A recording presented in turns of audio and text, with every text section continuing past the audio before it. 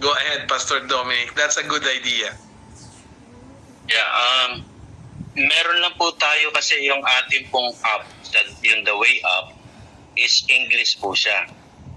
And hindi ko alam kung kailan po pwedeng maipasa sa inyo yon.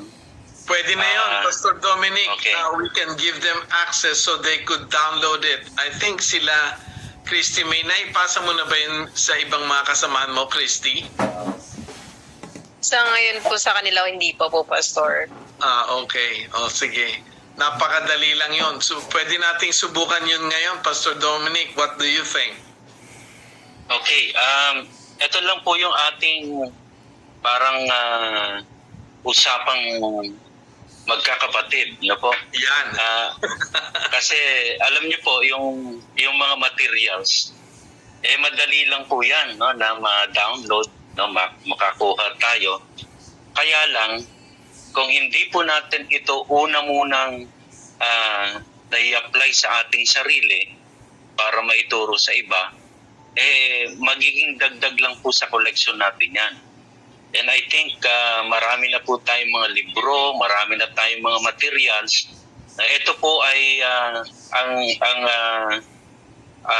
dapat na makita po natin. Ito po ay aming i-share, hindi po para po dagdag na koleksyon sa mga materials ninyo, kundi ito po mismo yung ating pong kumbaga pag-aaralan. At hindi lang yung itong series na to, yung una po kasi is yung Abide, but nandiyan na po kasi pag binigay yung The Way Up, pati yung mga succeeding series nandoon na po kasi. At minsan po kapag nakuha natin at sa tingin natin kaya ko nang ituro yan kahit na hindi na ako magpatuloy dyan, biglang mawawala kayo.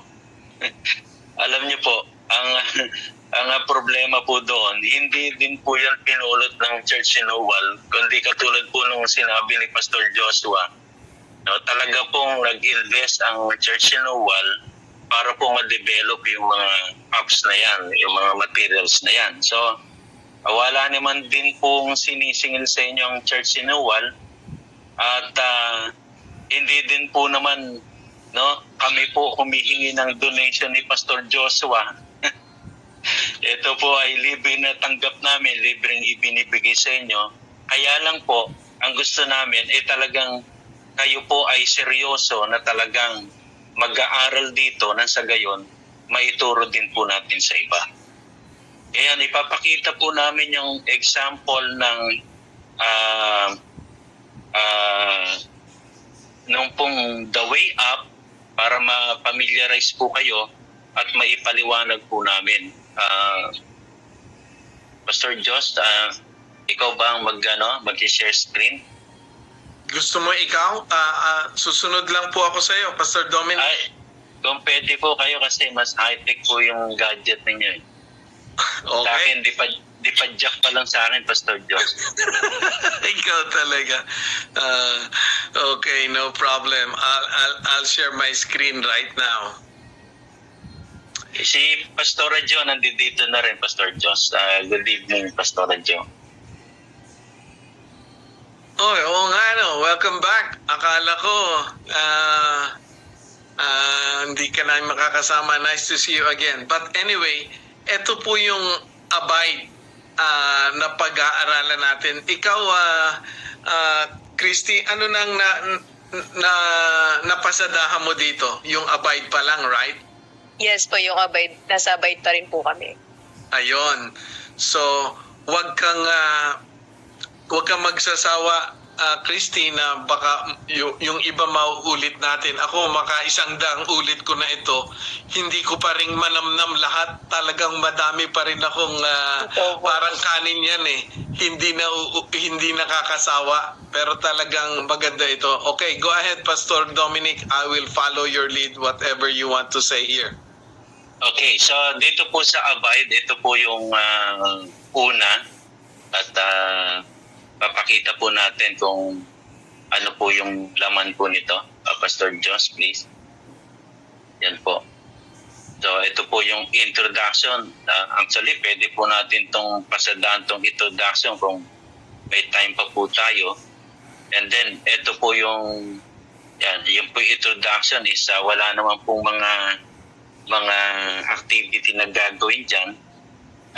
Ito'y pinapakilala lang kung para saan po itong ating pag-aaralan. No? At ang full title po itong journey nito, yun po yung naka-highlight na Followers of the Way, Discipleship Pathway.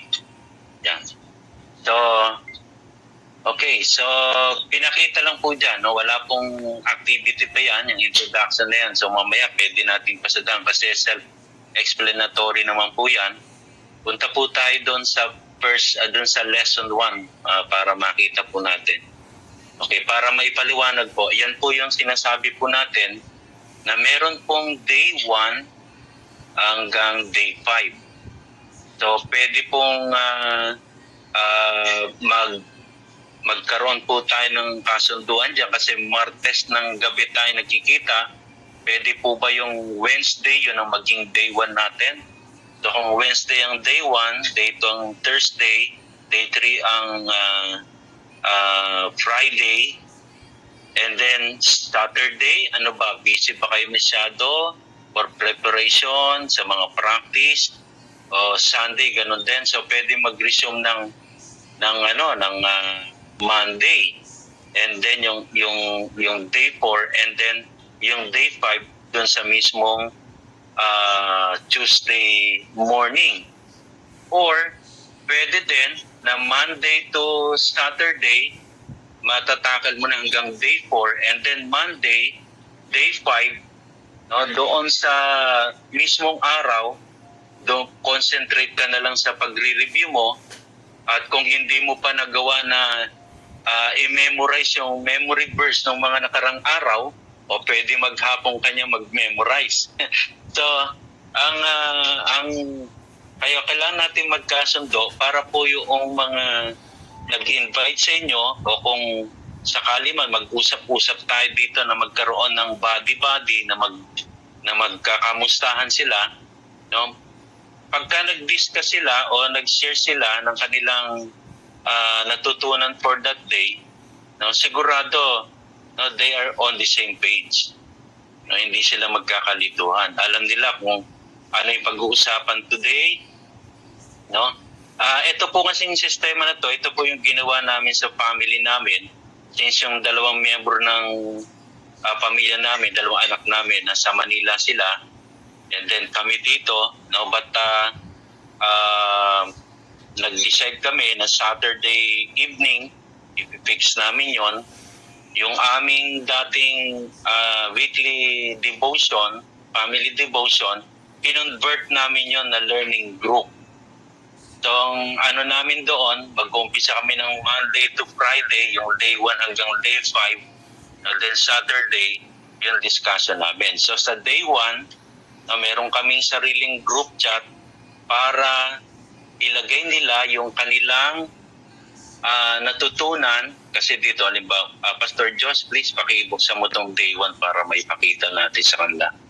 Okay, so nandito yung lesson, and then sa bandang baba niyan, no, meron po yan na daily assignment, no, for your journal, and diyan po yan. And then sinasabi, in your own journal, write down something that stood out to you from today's reading. Yan. May life application din po. Ito pong sa Bible reading, itong nakalagay na number 1, please read Matthew 1. Ito po. Yan po ngayon yung amin pong ipapadala doon sa aming group chat kung ano ang natutunan namin doon sa daily reading namin. So dyan pa lang nade-develop yung bawat membro ng learning group na talagang ginagawa niya daily, na basahin yan at gawin yung daily assignment niya.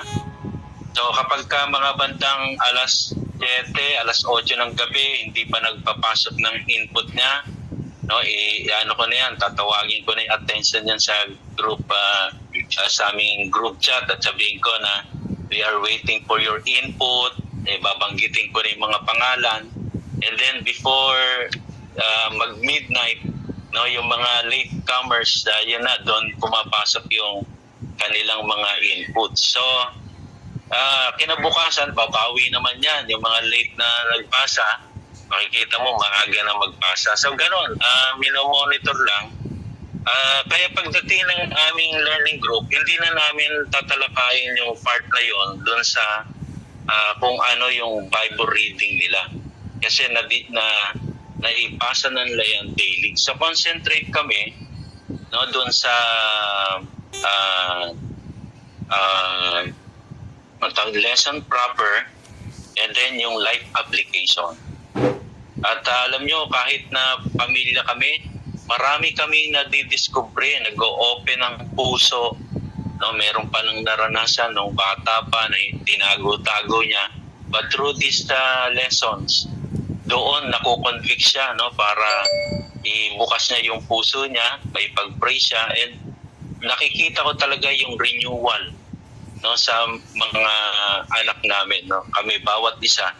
At nakakatuwa yan pagka ang ginagawa kasi namin yan sa learning group namin, una meron kaming thank you Jesus portion, yung testimony time, para malaman namin, kasi family to, hindi ko naman sinabing gawin natin to, no, but sa amin kasi sinishare ko lang para malaman namin anong ginawa ng Lord sa iyo for this week, no. So nagpapasalamat. After noon, yun na yung yung memory verse na. So dito na nagkakantsawan pagka merong nakakaligtaan na, kasi nag-decide kami isang version lang ng Bible gagamitin namin para pag nag-recite kami, alam namin kagad kung merong kung merong gumagawa ng sariling version niya. So ganun ang namin, and then yun na, dinidesist namin yung day 1 hanggang day 5. So it's talagang grabe yung journey na to, no? Sa family talagang nabibless kami at nakikita ko talagang epekto nito. So gusto lang namin kayong encourage dito sa na to, part na to. Pastor Josh, baka meron kang gustong sabihin, idagdag.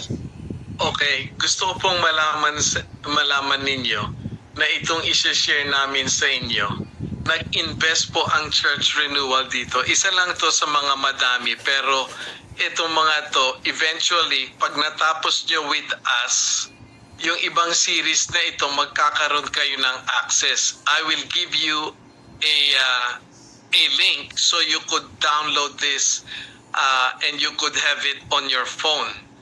Pero ito nga po ang aming panalangin. Ang church renewal po, hindi po kami naniningil sa mga bagay-bagay na binibigay namin. Hindi rin po kami magsusulat sa inyo para maghingi ng donation or ng whatever. Ang hiling po namin, kung sakasakaling mag-umpisa kayo sa amin, pagkatapos na i-download nyo ito, ay ipanalangin nyo po sana na irespeto nyo rin na wag nyong ipasa or gawing parang kung kani-kanino na lamang ipamimigay. Gusto po naming ipamigay ito para ma-experience ng kung sino mang tao at mapag-aralan na kasama namin at tayo. At naniniwala kami na pagka napag-aralan natin na magkakasama, in-apply, ay mas mainam nating maituturo sa ating mga kapatiran. Ang kagandahan po nito, lahat ng pastor, lahat ng manggagawa, lahat ng Kristiyano nangangarap at nag-iisip ng mga pamamaraan kung paano sila talagang magiging intentional mag-abide or makipagniig sa Panginoon or mag-disciple. Isa po ito sa mga tools na I'm sure magagamit nyo. Kaya kayo, naimbita ni Christy, ni Chaplain Paul, at ni Chaplain Jerry, at ng iba pa. Kami rin po, napakarami na naming mga kasamahan na nag-aaral nito, at lahat naman ay nagrespeto din dun sa aming mga munting hiling. Ang isa pong kagandahan nito, pag na-download nyo na, bago ko ibigay ang mic kay Pastor Dominic, ito ay summary ng iba pang mga materials na in due time ipagkakaloob namin sa inyo para magamit nyo sa inyong iglesia.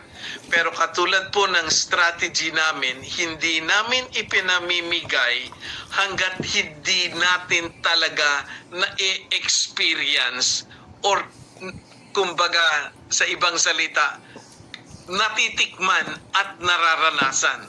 Kaya dito po sa ating pagsasama-sama dito, makikita nyo at mararamdaman nyo kung paano tayo kaseryoso para tayo magkaroon ng magandang relationship sa Panginoon. One of which is abiding in Him. Kasi alam natin, sabi sa John 15, if you abide in me, I will abide in you. you will bear fruit. Yun ang summary.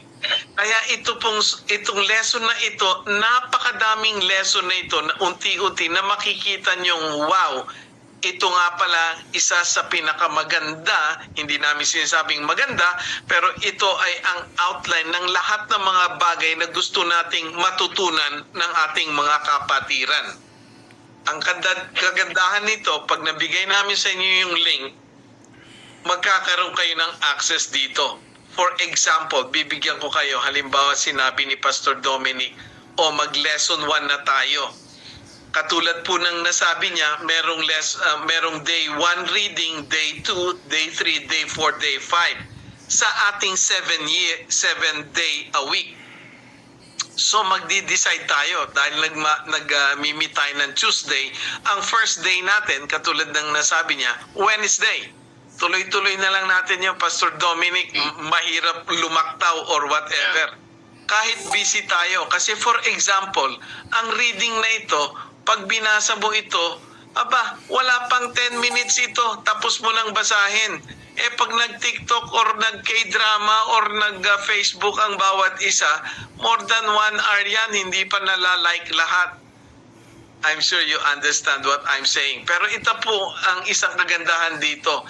Itong lesson na ito, kung masyado kayong busy, pag na-download nyo na to sa telepono or sa inyong computer, pwede niya pa itong basahin para sa inyo. Pag kinlik ko ito, Renew the mind. Introduction. A personal journey as disciples is completely dependent on something the Bible calls abiding. Jesus said, John 15 verses 5 to 6. So, do you hear If that? 2011. do you hear that? So it reads for you. Minsan pag nagmamaneho or nakasakay ka sa jeep or sa tricycle at gusto mong matutunan, ako ganyan ginagawa ko or nakapila ako sa bangko, sa palengke, etc. Talagang kaya nababasa ko ito. Tapos ang kagandahan po nito, ako yan, may mga highlight ako yan. Sarili ko pong highlight yan. Kayo rin, kahit sa telepono nyo, pag na-download nyo to, pwede nyo tong i-highlight. Pwede nyo rin pagkatapos ng highlight, nakita nyo may lumabas na ganon, pwede kayong mag-type dyan. Add note. Ayun. So, halimbawa, for example, ayan, nag-type lang ako ng kung ano-ano. Eventually, kung ano yung biglang may guhit na doon, pag kinlik ko yon, ayun na yung tinype ko.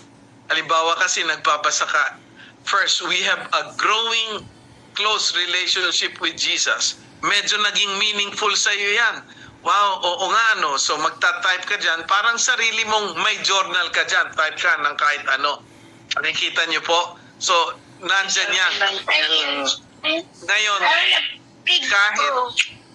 kahit mawala yung telepono nyo, bumili kayo ng telepono, papasok lang kayo sa account nyo, nandun pa rin yon. Pwede rin kayong mag-highlight dyan ng ibang kulay na kung anong gusto nyo, you can do it.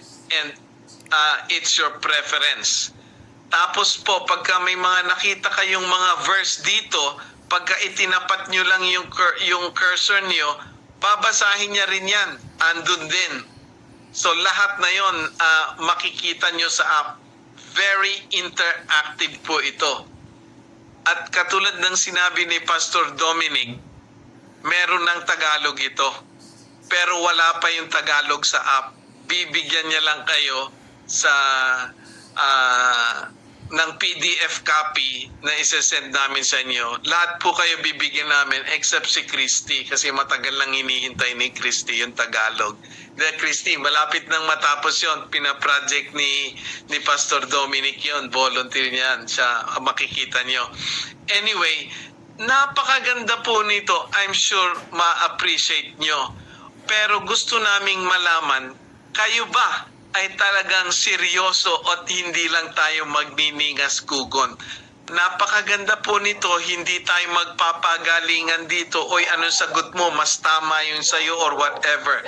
You will notice na sa grupo po namin ito, katulad ng mga libu-libong pastor na nakakasama namin sa 68 countries, kahit na napakarami na nilang pinag-aaralan, nakikita nila sa discipline na ginagawa namin dito, ay mas natututunan nating mapalapit sa Panginoon kasi sa ating dedication na basahin ang day 1, day 2, one reading assignment a day. Alam niyo po, isang mga testimony ng mga pastor at mga tunay na Kristiyano, kasama ng mga pastor at ako. Pwede lang siguro si Chaplain Paul, bishop na yan napakagaling na niyan Pero marami rin akong kasamang bishop, umaamin, sila mismo ay sumasablay din makipagniig sa Panginoon regularly. Kaya sa process nating ito, hindi tayo magpapabanalan, magpapagalingan. Magtutulungan tayong lahat. At napakaraming mga topic na ito na matututunan natin. But most of all, hindi lang matututunan. Mapapractice natin na talagang gagawin natin. Gusto ko pong malaman kung bago tayo magpatuloy ng ibang mga information, kung meron kayong tanong so far. Anyone? Or comments?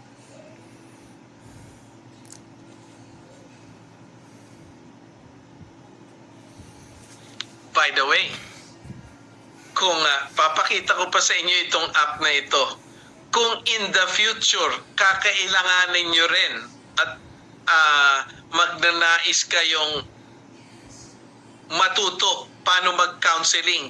Lahat ng mga Kristiyano, lahat ng mga pastor, isang ginagawa is counseling. Napakarami po naming tools na ituturo rin sa inyo. Makikita niya. Pero pag kinlik nyo yan, hindi nyo maiintindihan.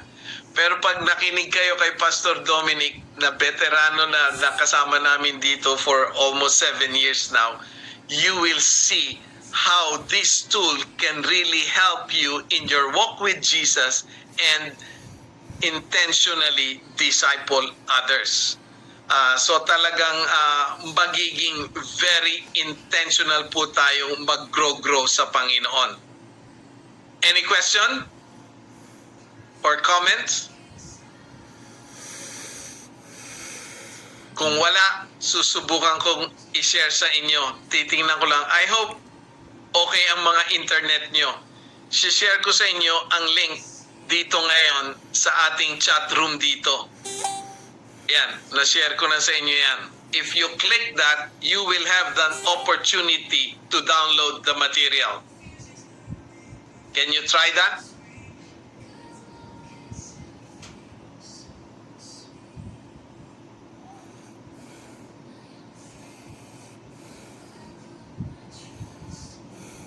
Kaya nyo bang gawin habang nasa Zoom tayo sa telepono nyo or sa computer nyo? Nakita nyo ba yung link na binigay ko?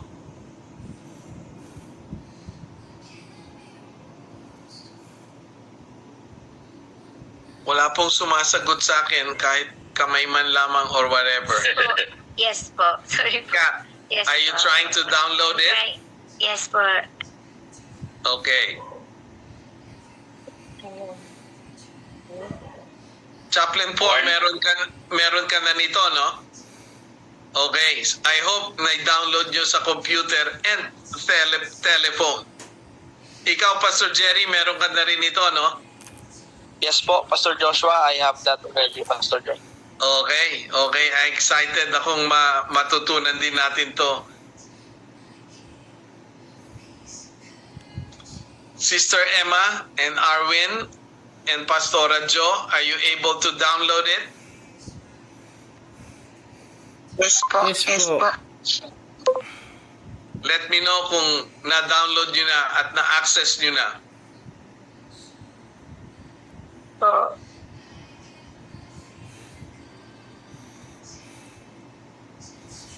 The way up.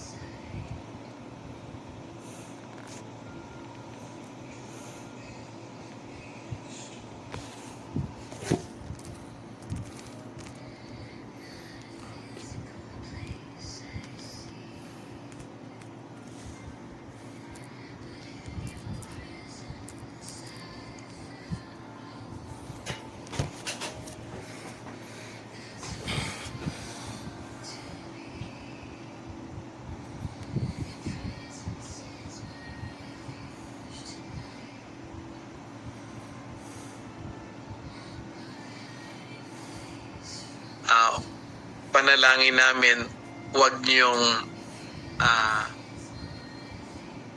basta-basta lang ipasa sa iba nang hindi natin sila nakakasama sa pag-aaral. Anong pangalan ginamit mo sa pag-register mo, Catherine? Catherine Ponce. I can see. Yung full name Yeah. ko po, Catherine. And then yung Yes. email ko po, catherinepascuaponce@gmail.com po. Yes, I saw you now that you have registered in our system. Okay. Anybody else? Sino pang nakapag-download na? Successfully. Pastora Jo.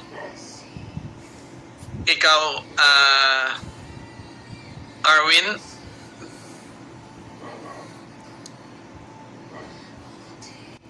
Opo, na-download ko na po sa laptop. Yung sa cellphone ko po kasi puno na yung mga application ko. I see. Anong name ginamit mo? May, ano po, yung ginagamit ko pong ngayon, yung nakalagay po dyan, Arwin Jan Lizardo po.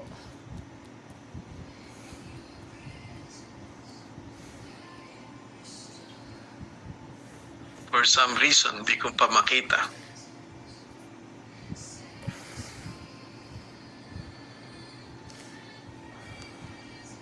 Laptop po yung gamit ko.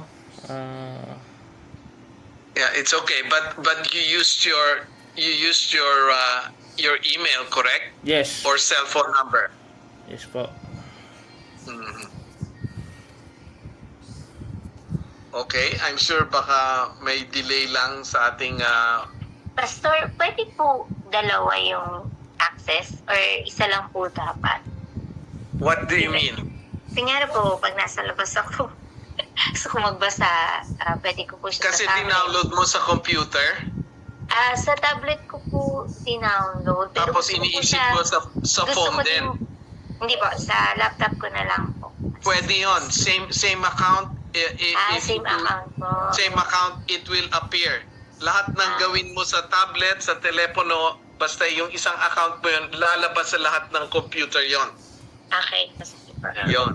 Napasing po yun, Pastor, di ba? Lahat kahit yung Sync. highlights. Oo, nakasync lahat yon. Nakasync ka. Sa akin, 3 gadgets yung, yung isang account na. Yes. po. Pastora Jo, successful ba kayo? Pastora, Sister Emma. Wala pa Gerald. po sa akin. Mahina po yung net ko. Mamaya-maya po. Okay, Gerald.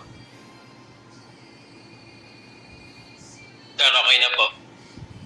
Okay. Titingnan din natin. Ito, ito, ito po sa Ano screen. yun? Ito po sa screen. Yung aking ginamit na, no? Merong 2025 Pastor. Okay. Okay, that's good. That's good. Sino pa? Sino pa ang ang nag-try? Si Pastora Jo. Ano pong istorya sa inyo? Ina-assist ko pa po, Pastor. Wait lang po. Iyon.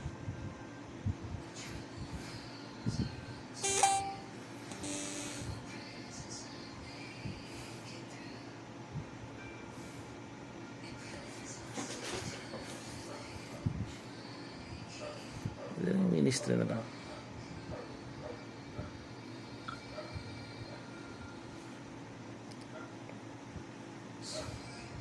May papakita pa ako sa inyo kayong mga exciting ito. Kayong mga nakapag-register na, Arvin and Catherine.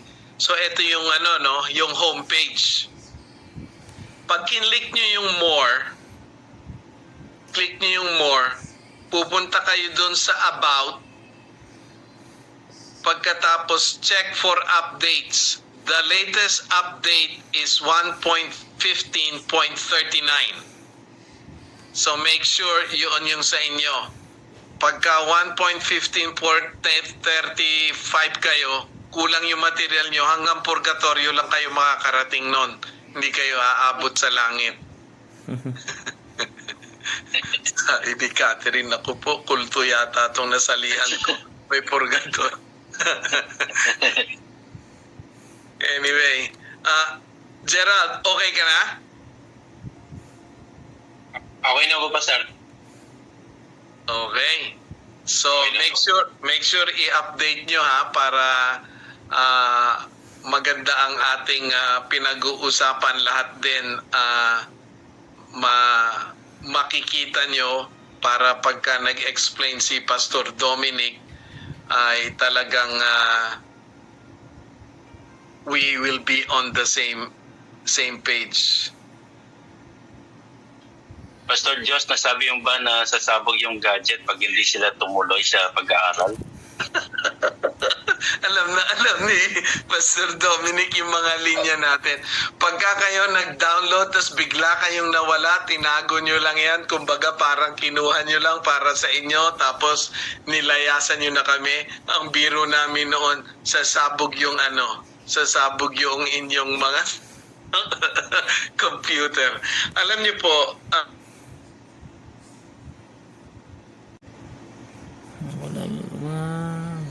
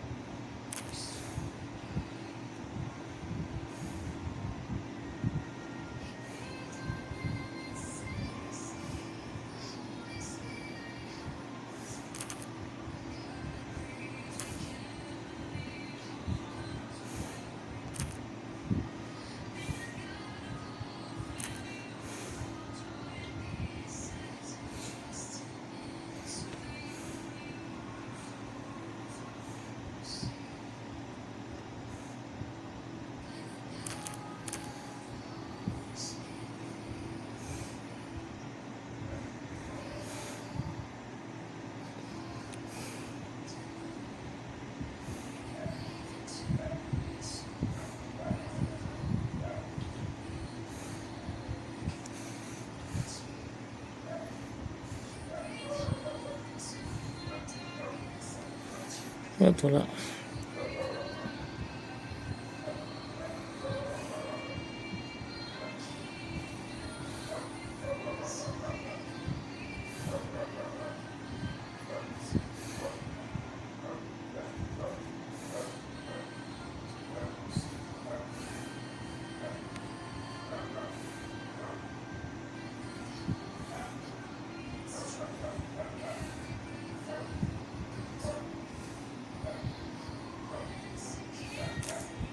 Hindi ka mo.